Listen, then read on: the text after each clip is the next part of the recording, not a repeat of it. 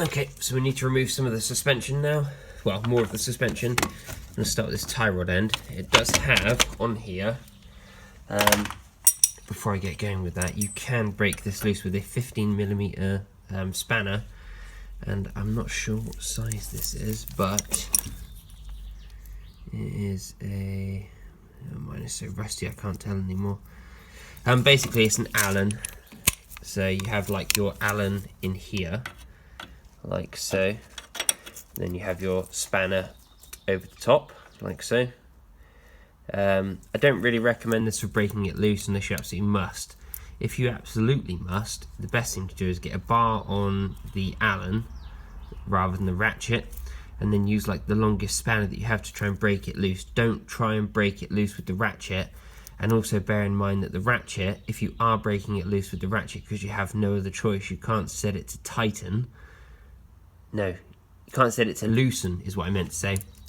So basically loosening it will tighten it because you're actually going, you're going, rather than going clockwise, you're going counterclockwise with that. So you just need to be careful of that. Trying to avoid all of that confusion and nastiness, I'm just trying to give it a little zap with the impact and see if it comes loose. And it does. Just another reason why the old impact guns are so good. Just break this loose.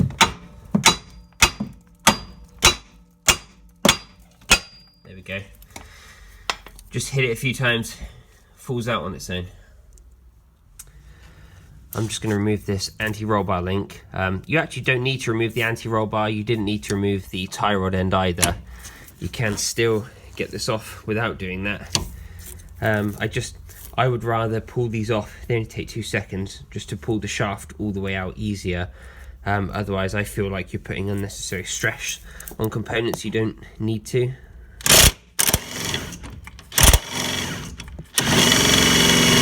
Yeah, see, there you go. So that is stuck, so it's broken loose, but it's not going to come out. So, just set your ratchet to tighten. Put your spanner in there. Make sure you're properly seated. And then there we go.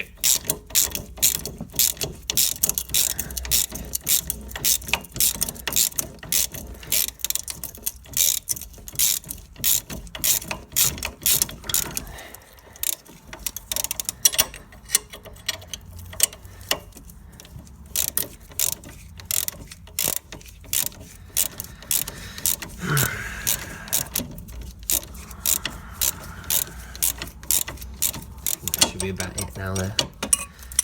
Will that come off by hand? Yes, it will. You see, there you go. Just take that off, push that through. Remember the orientation of that bracket. Well, going to be hard to confuse that, but just remember it anyway. What I want to do is remove this exhaust. This is on the rear of the engine, so from underneath it should look something like that. I want to remove this section here. It's two 15mm nuts, one on this side, one on this side over here. I've got my socket on there, and I've got an extension that takes me up to the top of the engine bay. I'm going to try and get these out with the impact just because they're very, very difficult to get out by hand in this space, basically. Moment of truth.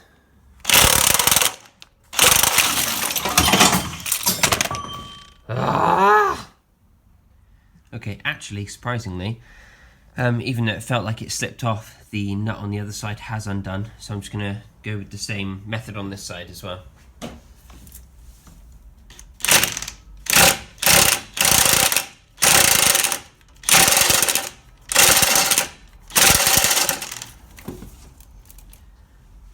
Okay, let's just go underneath and have a look. Yeah, so I did manage to get them both off with the impact gun. If you don't have an impact gun, I think that's probably going to be one of the hardest parts of this job. My only advice could just be, just go slow and make sure that your spanner or socket or whatever is like really well seated on here before you try and turn it. Otherwise you'll round it out.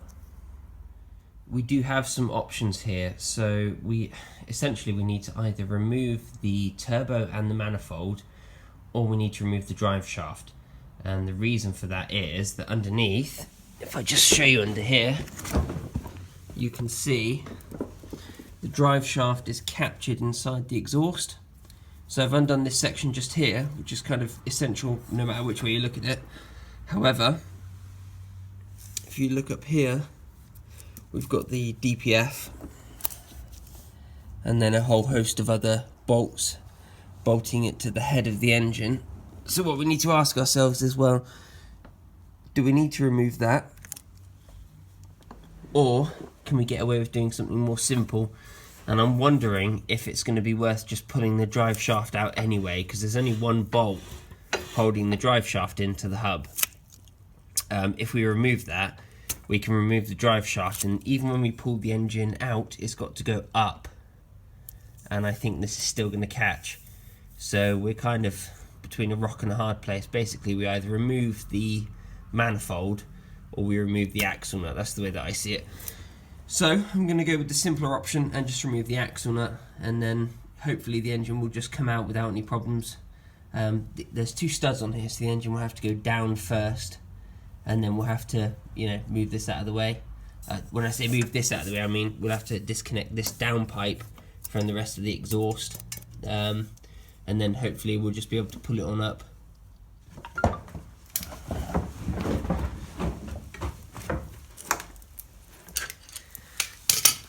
Going to bust out this bolt then. Get your screwdriver jammed in there, stop it from moving, and then get your ratchet on here. I think this is the 13. It's not tight at all. That came out so easy. Cool. We'll take it. Usually I would just whip this kind of thing out with the impact, but I was curious for you guys how hard that was to remove. It's not much. I mean, this is not quite as long as a breaker bar, this ratchet, but it is quite long. Anyway, I think at home you shouldn't really have much problem getting that out. Let's try and get the shaft out now, shall we?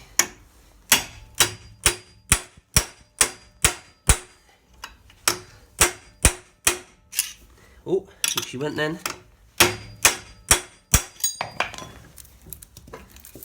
Or did she? Nope, maybe not.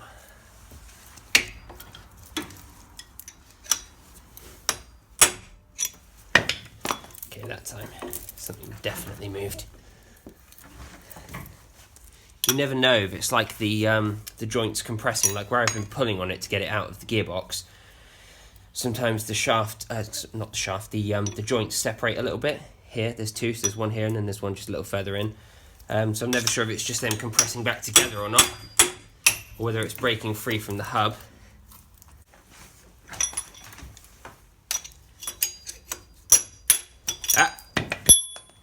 There it went.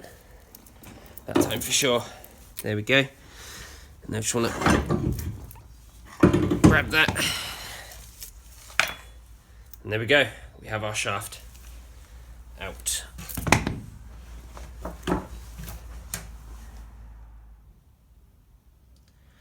Okay, so the suspension is now completely disconnected.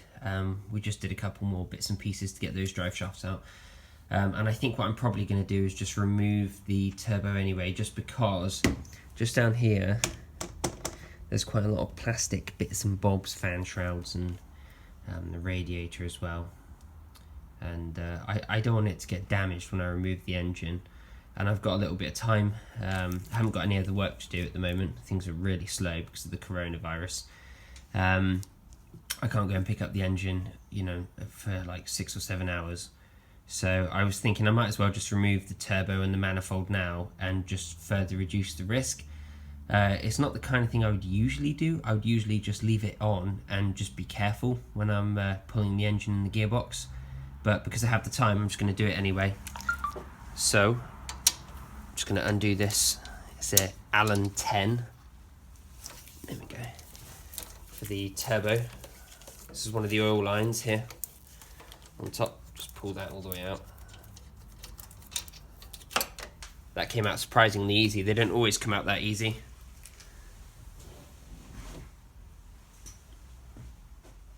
Yeah, just down here by the alternator, it's a little bit tight.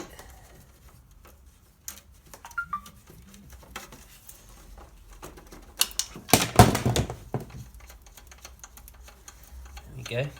Dropping everything today. All my ratchets, all the bolts.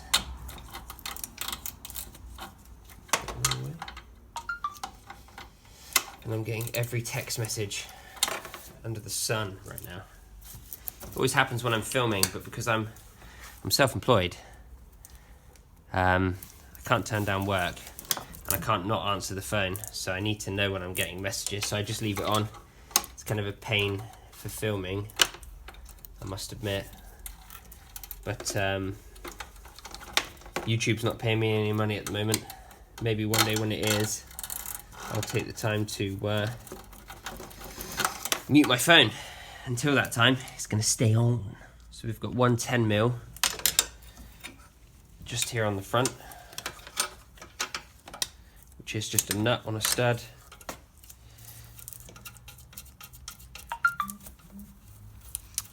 These should usually come off pretty easily, to be fair. That is one 10mm out, and then there's a number of 8mm on top. There's 3 on the very, very top.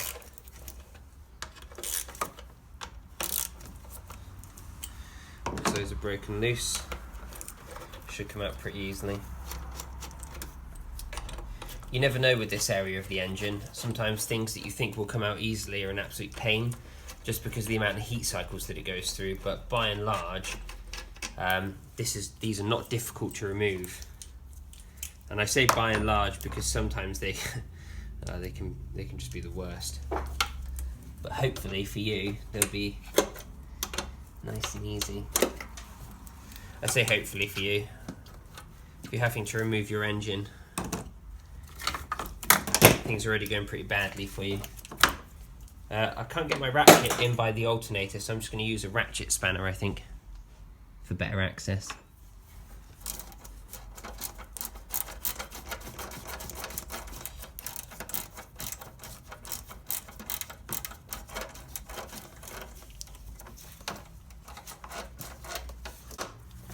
My goodness, even once it's pretty much all the way out, it still doesn't want to.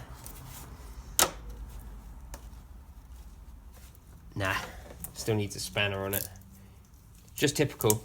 All the bolts that are in the most awkward places are the ones that are like the most difficult to remove, and all the ones that are in easy places come out no problem.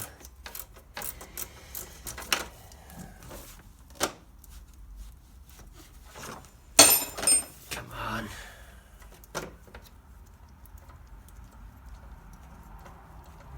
There we go. Now it's coming out no problem.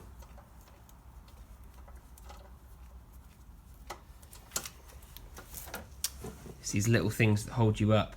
Should just be able to pull the whole thing out now. There we go. And that is the it's the heat shield. I'm going to use the old double spanner technique to get this V-band clamp off. So it actually looks like all I need to do is remove the V-band clamp here, and then there's a couple of bolts just a little bit further down here that hold bracket onto the head. And then I'm thinking that I might just be able to drop the DPF down underneath and just leave the turbo and the manifold in place. It's 16mm. Just going to give this a little lubrication, so I try and remove the thing. Spray everything, why not? Go mad. Should you give it time to work in? I don't know, maybe. I'm not. Just gonna try and pull this thing out. Yeah, there you go, no problem.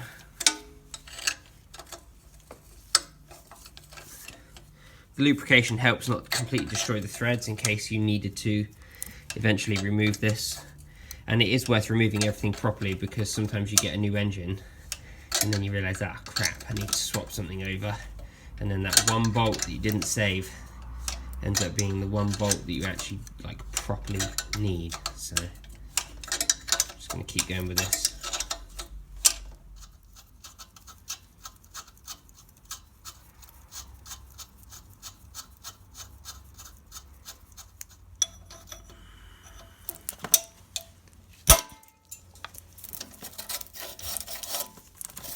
There we go.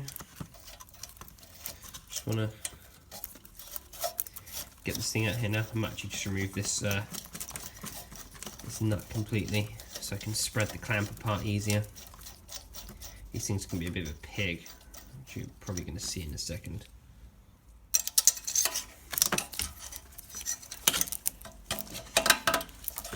There's one section.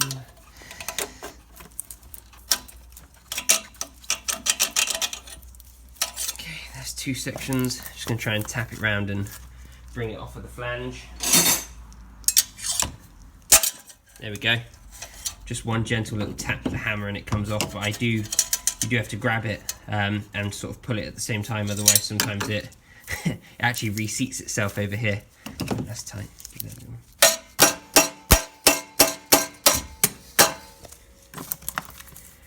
That might not actually break loose until the studs are off. Well, nuts and studs are off down here. I'll show you that in a sec. Just a few seconds ago I said that there were some nuts down here.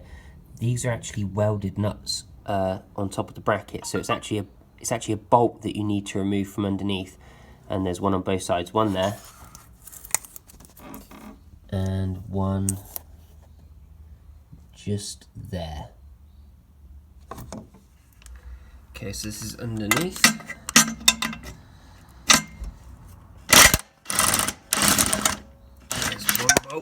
Oh, which fell on my face.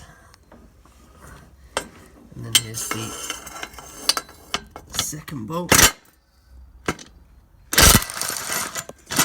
Oh yeah, she's loose. And now it should come out through the bottom somehow. Oh. There we go, just need a little bit of wiggling and not a noise. And there it is. There's a number of bolts here that need to come off, starting from the outside.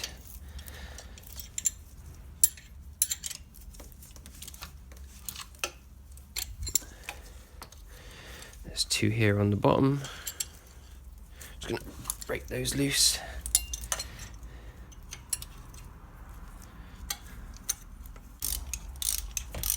That's the top. Do the bottom as well. Just going to remove this last bolt here, holding the manifold on. There we go, it's coming loose. There are these little spacers as well. Save those, put them to one side, and that should come off.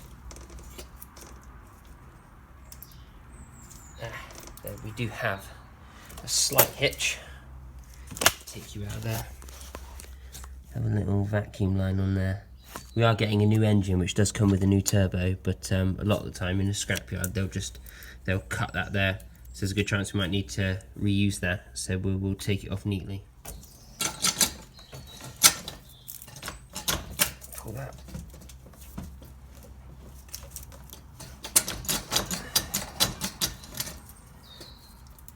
Whee.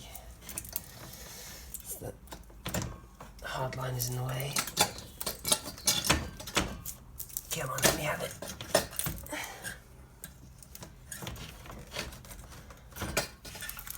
I feel like I'm caught on something. Ah! One more thing. This is like Columbo. Should have spotted that from the get-go, shouldn't I? There's a Jubilee clamp on the back. Need to take that off. Okay, so...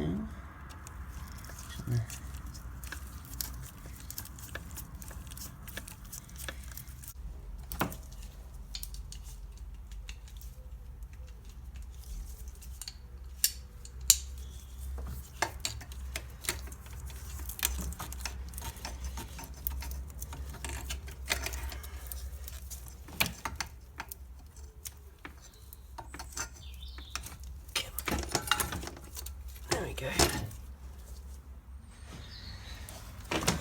And that's that. Manifold out. Now that all the suspension is free, this manifold on this side here is free. I'm just going to carry on this side of the engine for now. I might actually just move around the whole engine, I'll see how it goes, but I'm just going to start unplugging all of the cables that are connected. So just behind the oil dipstick we have a sensor. So just going to try and hook that one there out. There's one. I've put the bottom air conditioning bolts just back in a couple of threads just to there we go, just to pull this here out. There's a little tab on the top, just pull that. Let's just try and get a good shot of pulling that one there out. This is for the alternator. That was really easy. Now we'll just pull those up and out of the way. It's on a little bracket down here, just pull that off. And it's got a little Christmas tree fitting in here. I'll have to go and get some. Why won't you focus? There we go. There's a little Christmas tree fitting here, so I have to go and get some pliers to pull that out. So just want to pull this away, and then this wiring loom that we've removed can just go up there at the back of the engine out of the way, and now we just need to remove this little nut here on top of the alternator. Just going to pull off the little dust boot, and this is 13.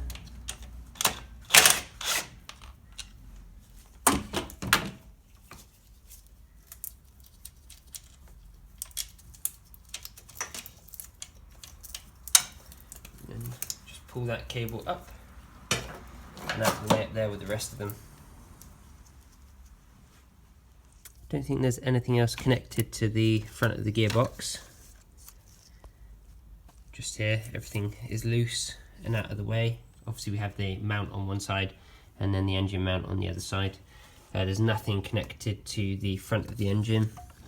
Have the air conditioning pump down there with the lines which are still connected, but nothing that's connected to the engine. All the wiring from here is loose as well. So we'll just work our way around now. Next we'll do the gearbox, get all the wiring. There's probably going to be some grounds on there, maybe one or two, maybe more. We'll get all those off as well, and then we'll gradually peel the loom back like we've done over there and just push it up and out of the way. So there is another little ground in the gearbox here.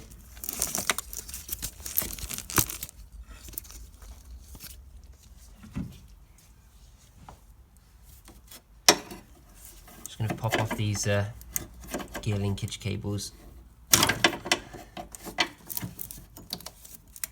There's a little button on the top and then they just pull off.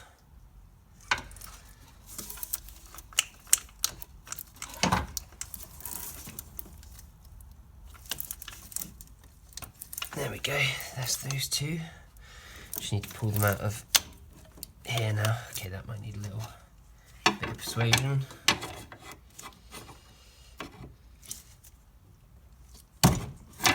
Or not. So I'm just going to do is pinch off the clutch line so we don't lose too much.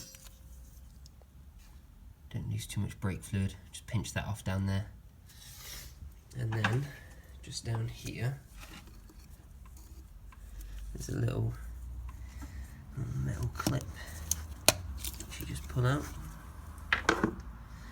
and then out comes the clutch line like that. So we've got a bit of a cluster of things coming together now. So we've taken out the clutch line here. There is another sensor just in here. I don't know if you can see that. Let's see if I can do that one by hand. Yeah, you can. There we go. It's just a little tab on the top, and then that pulls. There is, I did see it, there's another sensor just here. Probably like a flywheel sensor or something like that. It's been unplugged already. You can see the little, there it is, just here in the bell housing. That's been unplugged already, but that is a it's a sensor that you just pull out. So you basically pull up the tab and pull it out. So we're kind of like reached a point now where we have removed quite a lot of stuff, and then it's just becoming a little bit clustered. Like here, the clutch line can't go up any further because this is in the way. There's also the gear linkage cables underneath. You can pull them out of the bracket that they're in, which is here, but it's going to be in the way anyway. So what I prefer to do is just pull the bracket off of the gearbox, and I think to free up some space, pulling off that bracket is going to be the next thing to do. So it looks like there's 2 bolts holding on this bracket, so I'm going to go ahead and remove one of them.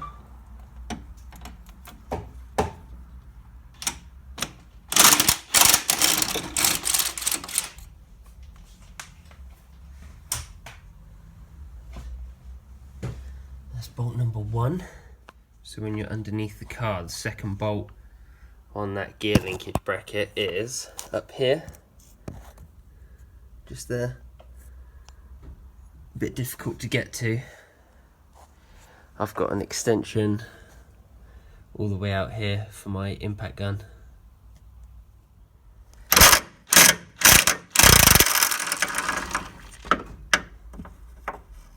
So just for simplicity's sake, while we've got the 15mm socket on the gun, so I'll remove this lower gearbox sway mount. There's one bolt. Pull that out, and then got one more bolt just.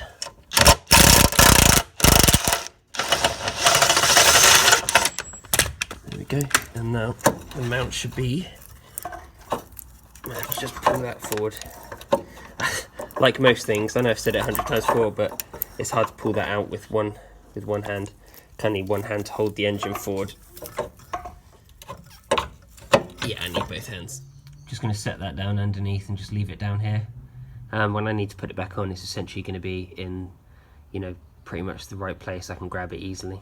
While we're in the neighbourhood, I think we'll just remove the starter motor while we're down here. We've got 1 bolt, 2 bolt. Well, this is, I can't remember which one's for the starter motor. I think this one here is a starter motor bolt.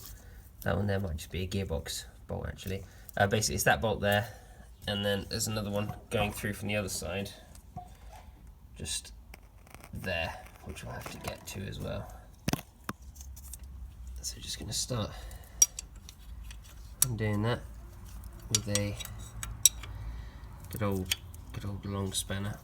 It's going to take a while, and I get the feeling already these threads are going to fight me right up until the last moment. There's one of the other starter motor bolts up top. There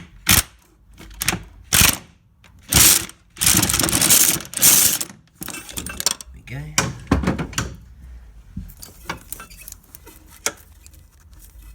Almost there, but not quite. Hello, Motorsave. Hi Clive, it's Max again. Hello, Max. Those Fiesta parts, if you can find the oil filter for it, just go ahead and order it all. Yeah? Yeah, that's fine. Sorry about that. I ended up being on the phone for a little bit.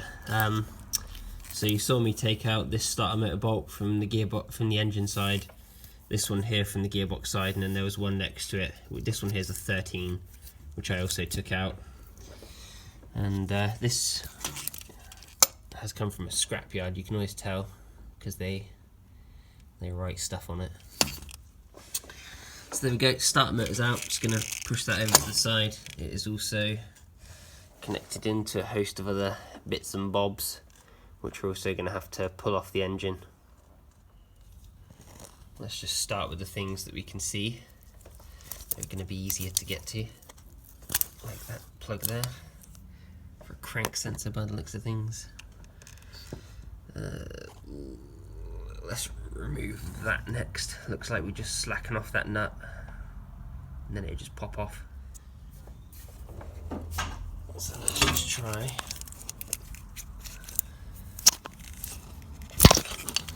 Oh, that came off. That came off very, very easily. Much more easily than I was expecting. always gets me right in the face. I never ever drop anything pretty much. Just when I'm holding the camera, it always seems to get me. What's going on up here? Oh, there's one more up above. Looks like we have one more up here as well to get off. Hard to get a good shot of that. And that's it. Just want to keep going with it. Okay, so just gonna little tab on the top there. Just pull that off. Oh, it's peeing all over me. And it stinks as well. And then we also have, there's a bracket here, which has already come apart on mine. See just there, it's already pulled away. Little plastic section up there, that's got to come apart. And then there's a vacuum line which goes around the corner. I'm not entirely sure where that goes right now, but at the moment it's still connected to the bracket on the engine, so I need to remove that also. Just want to move that off of there. And that is one more thing disconnected from the engine. I'm trying to do this to be the best step-by-step that I can, but there's also just a lot of stuff that's already been removed from this engine because someone's already been in here and pulled off the pulled out the cams and stuff. It looks like everything underneath is completely disconnected now, on the cam belt side, in front of the engine, underneath the engine, completely all the way around. So it just looks like if anything's going to still be connected, it's going to be on top of the gearbox and around the inlet area. These are usually hot spots anyway, just for things that are still connected, and you want to double check and triple check that everything's away from the engine before you try and pull it. So I'm just looking at our fuel stuff down here, and I think that we can just pull this out of this little bracket down there with a little bit of persuasion. Just pull that button on up. Doesn't really seem to want to come. Not sure why. Is it because that's connected underneath as well? Yeah, so many different cables and stuff here coming together. I'm just going to have to chase that one down the back of the engine. Okay, so that hose just down the bottom there is on a quick connect, just down here, just there. And then I was able to pull this up and out of the way. And now there's another little plug here. Let's try and get that bad boy out. Whew. Well, this is hard work. So I just want to get this little coolant pipe here on the back of the engine off. Nice. There we go. Just got to break it loose. And once it's loose, hopefully it should come off relatively easy. There we go. Yep, like I said, there's always more coolant. No matter how goodly you think you drained it. Just going to tuck that in there. So just while looking underneath here, I can see that pop out this little vacuum line here.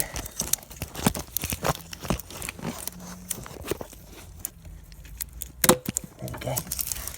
And then, oh, I think I need to clean the camera lens. Or just maybe refocus it. I think the camera lens is just covered in rubbish now. There we go, that's better. So basically this is the vacuum line that goes to the turbo. I'm just going to tuck that at the back of the engine over there, nice and out of the way. I actually think that everything on the engine is disconnected now. All the sensors are unplugged. There's loads of wiring up here which I've tucked out of the way. And then you can see down the back of the engine there, everything's loose, nothing seems connected. All the coolant pipes are disconnected. I can't see anything that's still connected to the engine. The only thing that I've noticed already is just this one little ground cable here that needs to come off, and then I think we're good to go. So I've got pretty much everything now off the engine. I've disconnected this engine mount, 4 nuts holding that on. The only thing holding that in now is gravity, I believe.